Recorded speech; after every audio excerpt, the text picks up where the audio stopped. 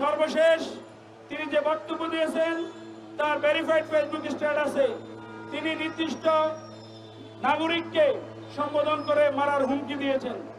আমরা জুলাই পরবর্তী বাংলাদেশে ট্যাগিং এর রাজনীতি থাকতে পারে না বলে আমরা মনে করি। প্রিয় উপস্থিতি, মাহফুজ সাহেবের এই বক্তব্যের মাধ্যমে তিনি তার শপথ ভঙ্গ করেছেন। আমরা আজকে আমাদের এই মানববন্ধন থেকে মাহফুজ আলমকে অনুরোধ করব তিনি জাতির কাছে ক্ষমা চেয়ে পদত্যাগ করবেন, কারণ তিনি যে হুমকি দিয়েছেন এটা ওনার শপথের সাথে যায় না।